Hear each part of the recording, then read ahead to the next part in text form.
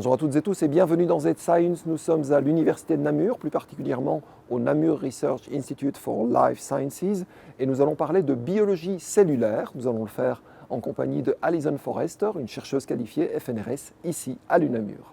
Alison Forrester est chercheuse qualifiée FNRS. Elle a beaucoup voyagé avant de poser ses valises à Namur. Chercheuse en biologie cellulaire, elle s'intéresse au processus de sécrétion des protéines, un élément clé de nos fonctions cellulaires et donc du fonctionnement de notre corps. Hello, Alison Forrester. Thank you for welcoming us in your lab, or one of your labs. Yes, absolutely. This is our main lab here for my group.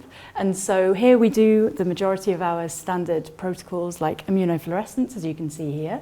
But then actually this space is shared by the unit. There's 4 other groups here. And we have other rooms that specifically are for different experiments like cell culture. We also have microscopy, which is a very nice big area dedicated to that. And what kind of materials and technologies do you use most in your lab? So we're most interested in microscopy. So we use advanced microscopy to localize the proteins within cells. And actually here we've been really lucky in the past few years at Namur because we've received a huge investment from funds such as FNRS to really invest in new advanced microscopes. So actually one of the main types of microscopy that we use is confocal microscopy, and so this is where you can take very fine sections, slices throughout a cell, and you can see very clearly where a protein localizes within the cell or if it co-localizes with another protein. We have another really exciting microscope that does super resolution microscopy, and this is actually based on the technology that won the Nobel Prize in 2014, and this actually allows you to see proteins so close together that it's actually beyond the resolution of light, so that's a really exciting tool that we have here. And then another incredible one that we have just acquired over the last few months is called the lattice light sheet microscope. And this is a really cutting edge microscope and it's the first in Belgium.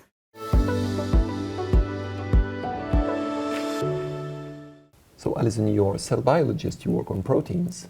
Why are proteins so important for our cells and our body? So actually the body is made up primarily of proteins and then also of lipids and of waters. So proteins are responsible for all of the processes that happen in the cell. They're responsible for communication between cells, for digestion. They give tensile strength, for example, in bones, hair growth. So really they're an essential part of the body. So because they're so essential and widespread throughout the body, their synthesis is very, very complex and very important.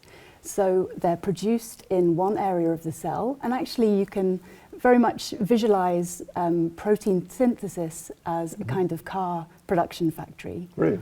So yeah, so the proteins are made in one area of the cell, and then they're modified as they travel throughout the cell, and then just before they're distributed, they're assembled finally.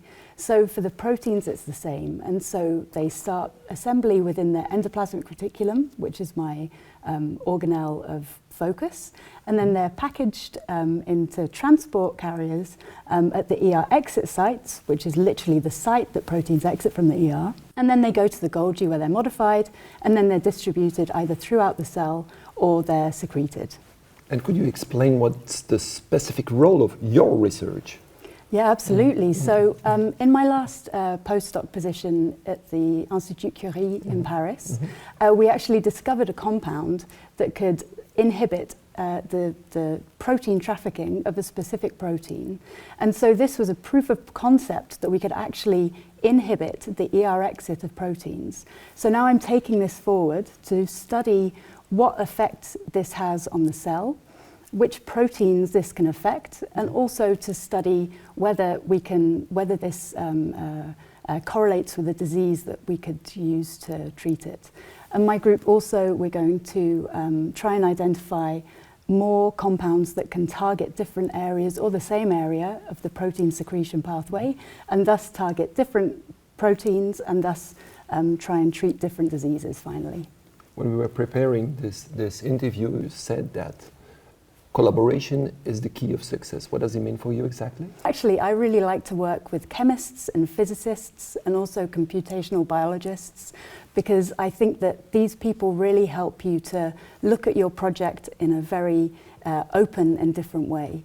And so, for example, a question that a physicist might think is really simple seems to me like science fiction.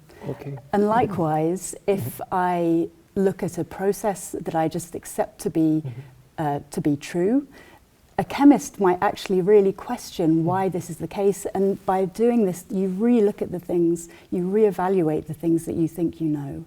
And so really having this input and really taking apart all of these different processes in this way, it really helps you to build a more creative project, and you can really think outside the box. And you just can't do this on your own. Thank you very much. Thank you. Thank you. Bye bye. Voilà, fin de cette émission. Merci de nous avoir suivis. Pour ma part, je vous retrouve avec grand plaisir pour un prochain numéro de Z-Science.